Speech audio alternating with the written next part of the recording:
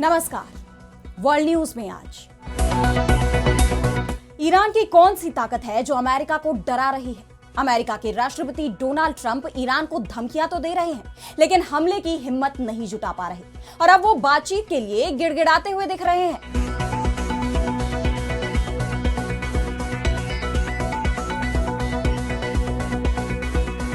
Trump के तेवर ढीले पड़ते दिख रहे हैं, क्योंकि जिन सहयोगियों के दम पर ट्रंप ईरान को धमकाने की कोशिश कर रहे थे, उन्होंने ही अमेरिका से कह दिया है कि ईरान पर हमला किया तो हम साथ नहीं देंगे, क्योंकि ईरान की तरफ से जो जवाब दिया जाएगा अमेरिका उससे उन्हें नहीं बचा पाएगा। और यही वजह है कि अब ट्रंप बातचीत शुरू करने पर जोर दे रहे हैं, जिसके बाद सवाल ये उठ रहे हैं कि क्यों ईरान से डरा अमेरिका। अमेरिका के राष्ट्रपति जंग की बात करते करते अचानक ही बातचीत शुरू करने की कोशिशों में क्यों जुट गए हैं, इस पर हम करेंगे विस्तार से चर्चा। लेकिन आइए जरा उन खबरों को भी देख लें जिन पर आगे होगी बात। पाकिस्तान के पूर्व पीएम इमरान खान को आधी रात ले जाया गया अस्पताल। शहबाज सरकार पर भड़की पीटीआई, बड़ी साजिश की जताई आशंका। अपने विरोधियों के खिलाफ जिनपिंग की रणनीति से खौफ में चीन के सैन्य अधिकारी। 7 सदस्यों वाली सेंट्रल मिलिट्री कमीशन में बचे हैं सिर्फ 2 सदस्य, 5 को भेज दिया गया जेल। ग्रीनलैंड को लेकर अमेरिका और यूरोप में नहीं थम रहा टकराव। फ्रांस ने भेजा परमाणु एयरक्राफ्ट कैरियर। डेनमार्क और ग्रीनलैंड के नेताओं से मिलेंगे राष्ट्रपति मैक्रो। और चलते चलते में देखेंगे एक ऐसे पक्षी को जिसके पंख हेलीकॉप्टर को भी दे देते हैं मात। मात्र 1 सेकंड में 200 बार फड़फड़ाता है पंख। इन सभी खबरों पर हम विस्तार से करेंगे बात, लेकिन पहले एक नजर हेडलाइंस पर। वेनेजुएला की अंतरिम सरकार को झुकाने की कोशिश में अमेरिका। विदेश मंत्री मार्को रूबियो बोले, जरूरत पड़ने पर दोबारा बल प्रयोग से इनकार नहीं किया जा सकता। बांग्लादेश में चुनाव से पहले हिंसा जारी। बीएनपी के साथ झड़प में जमाते इस्लामी के नेता की मौत, 65 घायल। आगे की कुर्सियों पर बैठने को लेकर हुआ बवाल। 2 साल में ईरान और पाकिस्तान से 48 लाख लोग लौटे अफगानिस्तान। 12% बढ़ी देश की आबादी। यूएनएचसीआर ने जारी किए आंकड़े। चीन दौरे पर पहुंचे ब्रिटेन के पीएम स्टामर। राष्ट्रपति शी जिनपिंग से की मुलाकात। बीजिंग में लैंड करते ही कहा, ब्रिटिश लोगों के लिए काम करने आया हूं। तो ईरान को धमकी दे रहे अमेरिका के राष्ट्रपति डोनाल्ड ट्रंप अब बातचीत के लिए गिड़गिड़ा रहे हैं। अभी कुछ दिन पहले तक वो ईरान को धमका रहे थे, चेतावनी दे रहे थे कि अमेरिका की शर्तों को मान लो। ईरान को आदेश दे रहे थे कि वो अपना परमाणु कार्यक्रम पूरी तरह से बंद कर दे। लेकिन जब ईरान ने ट्रंप की सभी धमकियों को नजरअंदाज कर दिया, साफ कर दिया कि दबाव में या शर्तों पर वो कोई बात नहीं करेगा और अमेरिका से तो वो बातचीत के बारे में सोच ही नहीं रहा है, जिसके बाद ट्रंप के तेवर नरम पड़ गए। अब ट्रंप ईरान से कह रहे हैं कि उसे बातचीत करनी चाहिए, जंग कोई विकल्प नहीं है, ये तो सबसे आखिरी विकल्प होना चाहिए। एक तरफ अमेरिका अपने स्ट्राइक कैरियर को ईरान को घेरने के लिए भेज रहा है और दूसरी तरफ ट्रंप ये दावा कर रहे हैं कि जंग कोई विकल्प नहीं है। अब इसका कारण समझा भी जा सकता है। पहले तो ईरान की ताकत, जिससे अमेरिका के सहयोगी देश भी घबराए हुए हैं। मिडिल ईस्ट में अमेरिका के सभी सहयोगी देशों ने अमेरिका को अपना एयर स्पेस देने से मना कर दिया है और ये अमेरिका की सबसे बड़ी कमजोरी बन गया है, जिसके बाद ट्रंप समझौते की भाषा बोल रहे हैं। उन्होंने कहा है कि उम्मीद है कि ईरान जल्दी ही बातचीत की टेबल पर आएगा और एक निष्पक्ष और सही डील करेगा। कोई न्यूक्लियर हथियार नहीं, एक ऐसी डील जो सभी पक्षों के लिए अच्छी हो। ईरान के हाथ से समय भाग रहा है और यह हकीकत में बहुत जरूरी है। वैसे ट्रंप की तरफ से धमकी भी दी गई है और कहा है कि बातचीत नहीं की तो जंग होगी। ट्रंप ने ट्रूथ सोशल पर पोस्ट किया कि एक विशाल नौसैनिक बेड़ा ईरान की तरफ बढ़ रहा है। ये पूरी ताकत, जोश और उद्देश्य के साथ तेजी से आगे बढ़ रहा है। ये वेनेजुएला भेजे गए बेड़े से भी बड़ा है, जिसका नेतृत्व विशाल विमान वाहक पोत अब्राहम लिंकन कर रहा है।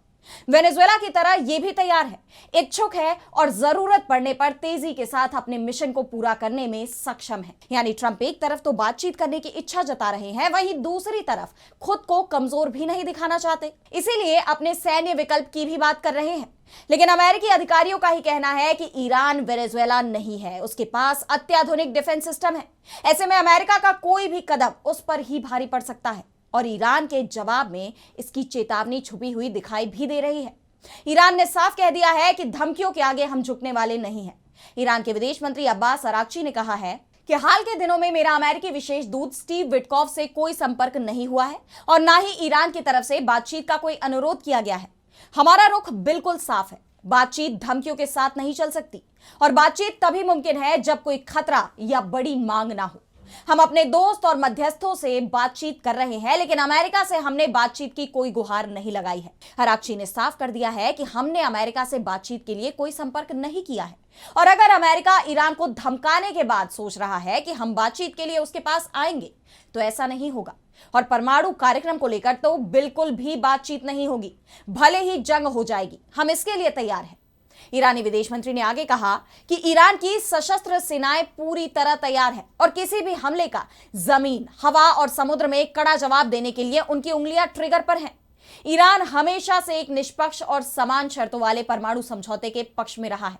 हमारा परमाणु कार्यक्रम शांतिपूर्ण उद्देश्यों के लिए है और परमाणु हथियार उसके सुरक्षा सिद्धांतों का हिस्सा नहीं है। अब जो बात अरागची ने कही है, वो ही ईरान के supreme leader ayatollah Ali Khamenei की तरफ से भी कही जा रही है।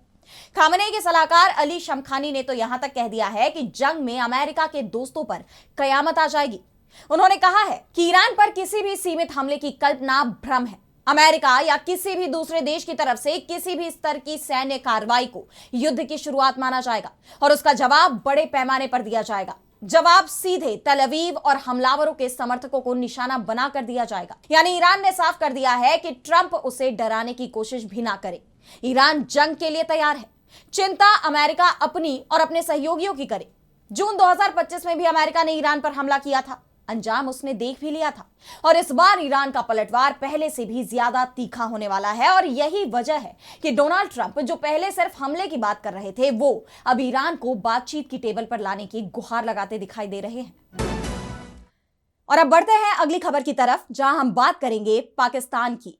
तो पाकिस्तान के पूर्व पीएम इमरान खान को जेल से अस्पताल ले जाया गया है। आधी रात को अडियाला जेल में अफरा तफरी मच गई। सभी लाइट्स बंद और पूर्व पीएम को आनन फानन में हॉस्पिटल में भर्ती कराया गया। वैसे इमरान खान के खिलाफ बड़ी साजिश रची जा रही है, इस तरह की खबरें तो पहले से ही सामने आ रही थी। खुद उनकी ही बहनें और उनकी पार्टी के पीटीआई के नेता ये आरोप लगा रहे थे कि शहबाज सरकार सेना के साथ मिलकर इमरान की जान लेना चाहती है। वो इमरान के साथ बहुत बुरा व्यवहार कर रहे हैं, जेल में उन्हें टॉर्चर किया जा रहा है। वैसे जिस तरह इमरान के परिवार वालों को उनसे मिलने नहीं दिया जा रहा था, उसे देख ये आरोप बेहद मजबूत होते जा रहे थे। और इस बीच जो उनकी मेडिकल रिपोर्ट सामने आई है, उसने भी सरकार को कटघरे में खड़ा कर दिया। दरअसल बीते कुछ वक्त से इमरान की आंखों की रोशनी को लेकर चिंता जताई जा रही थी। पीटीआई ने दावा किया था कि इमरान खान की दाहिनी आंख में सेंट्रल रेटिनल वेन ओक्लूजन यानी सीआरवीओ का पता चला है। खान को उनकी पसंद के किसी बड़े अस्पताल में शिफ्ट किया जाए, इसके साथ ही परिवार और करीबी लोगों से बिना रोक टोक मिलने की इजाजत दी जाए। अब आपको बता दें कि सीआरवीओ एक ऐसी बीमारी है जिसमें रेटिना की नसें ब्लॉक हो जाती हैं। अगर वक्त रहते और सही तरीके से इसका इलाज न किया जाए तो इससे आंखों की रोशनी को स्थायी नुकसान पहुंचने का गंभीर खतरा बना रहता है। अब पार्टी की इन चिंताओं के बाद अडियाला जेल में Pakistan institute of medical sciences यानी पीआईएमएस के डॉक्टरों की टीम ने इमरान की सेहत की जांच की। हालांकि इसकी रिपोर्ट तो फिलहाल सार्वजनिक नहीं की गई है, लेकिन अब खबर आई है कि इमरान खान को गुप्त रूप से जेल से अस्पताल लाया गया। पाकिस्तानी मीडिया रिपोर्ट के मुताबिक इमरान खान को जब जेल से बाहर लाया गया तो उनकी सेल और जिस रास्ते से वो बाहर लाए गए, उन सभी जगहों की लाइट बंद कर दी गई थी। अस्पताल में भी खान की मौजूदगी को पूरी तरह से गोपनीय रखा गया और प्रोसीजर रूम में पहुंचाने तक सभी लाइटें बंद रहीं। वहां पहुंचने के बाद उनकी आंख का प्रोसीजर किया गया। पूर्व प्रधानमंत्री खान को लगभग 2.25 घंटे तक अस्पताल में रखने के बाद अडियाला जेल वापस भेज दिया गया। लेकिन इस पर पीटीआई भड़क गई। पार्टी ने गहरी चिंता जताई है। सीनियर पीटीआई नेताओं ने एक प्रेस कॉन्फ्रेंस कर सरकार पर आरोप लगाया कि इमरान खान को परिवार या पार्टी नेतृत्व को बताए बिना इलाज के लिए अस्पताल ले जाया गया था। उन्हें इसके पीछे किसी बड़ी साजिश की आशंका है। पार्टी ने कहा है कि मेडिकल इलाज के लिए ले जाने से पहले उनके परिवार को भरोसे में लिया जाना चाहिए था। आज तक हमें उस बीमारी के बारे में नहीं बताया गया जिसके लिए उन्हें अस्पताल ले जाया गया। किस डॉक्टर ने उनकी जांच की या उन्हें वापस जेल क्यों लाया गया? यह स्थिति देश और परिवार को परेशान करने वाली है। इन हालात में इमरान खान को लेकर शहबाज सरकार एक बार फिर घिरती नजर आ रही है। और अब अगली खबर में बात करते हैं चीन की। तो पिछले कुछ वक्त से चीन में जबरदस्त उथल पुथल मची हुई है। ये बात तो हम सभी जानते हैं कि चीन में खबरों को लेकर बहुत ज्यादा सेंसरशिप लागू है और इसीलिए सरकार अगर कोई सख्त कदम उठाती भी है तो उसकी खबर तक दुनिया को नहीं लग पाती। लेकिन पिछले 3 साल से चीन की सरकार के अंदर ही बहुत कुछ हो रहा है। शी जिनपिंग जो चीन के राष्ट्रपति हैं, उनके खिलाफ बड़ी साजिशें होने की खबरें सामने आती रही हैं। वैसे सवाल तो ये भी उठ रहे हैं कि ये साजिशें हकीकत में हो रही हैं या फिर साजिश के नाम पर जिनपिंग अपने विरोधियों को किनारे लगा रहे हैं, क्योंकि चीन में भले ही सत्ता पर कंट्रोल वहां के राष्ट्रपति का माना जाता है, लेकिन असली ताकत होती है वहां की सेंट्रल मिलिट्री कमीशन यानी सीएमसी के पास। ये पीपल्स लिबरेशन आर्मी पीएलए नौसेना, वायुसेना और दूसरे सशस्त्र बलों को नियंत्रित करती है। सेना की रणनीति, नीति, कमान, ट्रेनिंग और युद्ध से जुड़े सभी बड़े फैसले इसी संस्था में लिए जाते हैं। इसमें 7 सदस्य होते हैं। करीब 3 साल पहले अक्टूबर 2022 जब इसका पुनर्गठन किया गया था, तब भी इसमें 7 मेंबर ही थे, लेकिन आज बचे हैं सिर्फ 2, और इसमें भी एक इसके चेयरमैन जो खुद चीन के राष्ट्रपति शी जिनपिंग हैं, और दूसरे हैं झांग शेंगमिन जो इस कमेटी के 7वें नंबर के सदस्य थे। वैसे तो शेंगमिन को जिनपिंग का वफादार माना जाता है, लेकिन अगर कभी उन पर भी सरकार विरोधी साजिश का आरोप लग जाए या फिर किसी भ्रष्टाचार विरोधी अभियान में उन्हें निपटा दिया जाए तो ये चौंकाने वाली खबर नहीं होगी, क्योंकि इससे पहले 7 सदस्यों वाली सीएमसी के दूसरे नंबर से लेकर 6वें नंबर तक यानी 5 सदस्यों पर इसी तरह से कार्रवाई हो चुकी है। और सबसे बड़ी बात तो यह है कि जिनपिंग ने इनकी जगह पर किसी भी दूसरे सैन्य अधिकारी की नियुक्ति तक नहीं की, यानी इस वक्त सीएमसी में सिर्फ 2 ही सदस्य हैं। अब ऐसे में इस समिति में फैसले किस तरह से लिए जा रहे होंगे ये आसानी से समझा जा सकता है, यानी पूरी ताकत जिनपिंग ने अपने हाथों में ले ली है। सीएमसी से जुड़े जिन अधिकारियों पर कार्रवाई हो चुकी है, या ये कहें कि जिन्हें गिरफ्तार कर जेल में डाल दिया गया है, उसमें सीएमसी के वाइस प्रेसिडेंट वेई दोंग, चीन के रक्षा मंत्री ली शांगफू और सीएमसी के पॉलिटिकल वर्क डिपार्टमेंट के प्रमुख मियाओ हुआ शामिल है। इन पर भ्रष्टाचार के आरोप लगाए गए और पद से बर्खास्त कर दिया गया और जेल में डाल दिया गया। दुनिया को लंबे वक्त तक इसकी खबर तक नहीं मिल पाई। सैन्य अधिकारियों पर इस कार्रवाई के पीछे जिनपिंग के डर को माना जा रहा है, क्योंकि जिनपिंग अपनी सत्ता को बरकरार रखना चाहते हैं और इसीलिए वो अपने वफादारों की फौज खड़ी कर रहे हैं और जो अधिकारी उनके समकक्ष रह चुके हैं उन्हें किनारे लगा रहे हैं। और अब बढ़ते हैं अगली खबर की तरफ, जहां हम बात करेंगे ग्रीनलैंड को लेकर यूरोप और अमेरिका में जारी तनाव की।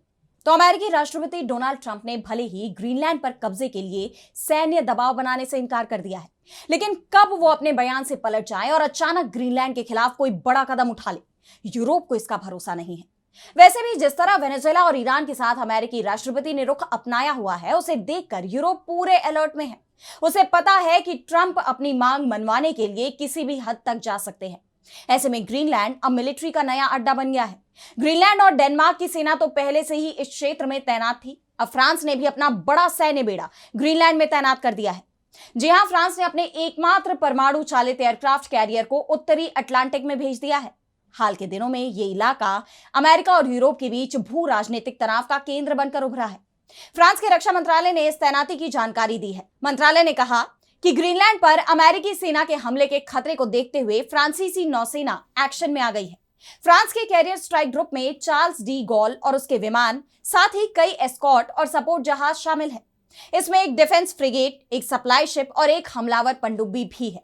वैसे रक्षा मंत्रालय का कहना है कि यह तैयारी नेवल एयर ग्रुप ओरिएंट 26 सैन्य अभ्यास में हिस्सा लेने के लिए चल रही है। लेकिन जिन हालात में यह सैन्य अभ्यास हो रहा है, उसे अपने आप में अमेरिका को सीधे संदेश के रूप में देखा जा रहा है। इन तैयारियों के बीच फ्रांसीसी राष्ट्रपति इमैनुअल मैक्रो डेनमार्क और ग्रीनलैंड के नेताओं से पेरिस में मुलाकात करने वाले हैं। फ्रांसीसी राष्ट्रपति कार्यालय ने कहा है कि मैक्रो यूरोपीय एकजुटता को एक बार फिर अपना समर्थन जाहिर करेंगे, साथ ही डेनमार्क और ग्रीनलैंड की संप्रभुता और क्षेत्रीय एकजुटता को भी अपना समर्थन देंगे। फ्रांस ही नहीं, तमाम यूरोपीय देश ग्रीनलैंड के साथ खड़े हैं। यही वजह है कि अमेरिका और यूरोप में टकराव बना हुआ है। यहां तक कि नेटो पर भी संकट मंडराने लगा है। यूरोपीय देश अमेरिका से दूर जा रहे हैं और एशियाई देशों को विकल्प के रूप में देख रहे हैं। इसकी एक झलक दिखाई दी भारत और यूरोपियन यूनियन की ट्रेड डील में, लेकिन अमेरिका इससे और भड़क गया। अब एक बार फिर अमेरिका ने इस डील पर तीखी प्रतिक्रिया देते हुए कहा है कि हमें यूरोपीय लोग बड़े निराशाजनक लगे। इस डील से पता चलता है कि यूरोप ने अपने व्यापारिक हितों को यूक्रेन के लोगों के लिए अपनी चिंता से पहले रखा है।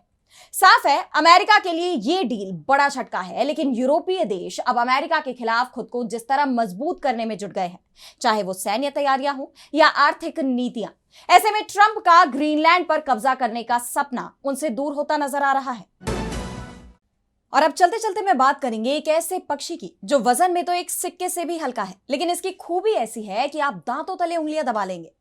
जी हाँ, हम बात कर रहे हैं हमिंग बर्ड की, जिसे हिंदी में गुंजन पक्षी भी कहा जाता है। इसकी सबसे बड़ी ताकत उसके पंख है। जितनी देर में हम अपनी पलकें झपकते हैं, उतनी देर में ये छोटा सा पक्षी 200 बार अपने पंख फड़फड़ा देता है। और इसकी यही खूबी इसे दुनिया के बाकी पक्षियों से अलग बनाती है। इसके नाम के पीछे की वजह भी बेहद अनोखी है। जब ये उड़ता है तो इसके पंखों से एक गुनगुनाहट यानी हमिंग की आवाज आती है, और इसीलिए इसका नाम हमिंग बर्ड पड़ा। लेकिन रुकिए, अगर आप इतने पर ही इस पक्षी से प्रभावित हो गए हैं तो आपको एक और बात बताते हैं। हमिंग बर्ड का जो दिल है वो 1 मिनट में करीब 1200 बार धड़कता है। जी हाँ, 1200 बार। इतना ही नहीं, ये दुनिया का अकेला ऐसा पक्षी है जो रिवर्स गियर में भी उड़ता है, यानी उल्टी दिशा में। और कभी कभी तो ये हवा में एक ही जगह पर ड्रोन या हेलीकॉप्टर की तरह स्थिर भी रह सकता है। लगभग 20 ग्राम वजन वाला ये परिंदा करीब 12 साल तक जीता है, और ये मुख्यतः दक्षिण अमेरिका में पाया जाता है। तो आज इस वर्ल्ड बुलेटिन में इतना ही। देश दुनिया की तमाम बड़ी खबरों के लिए आप देखते रहिए डीबी लाइव, और मुझे दीजिए इजाजत। नमस्कार।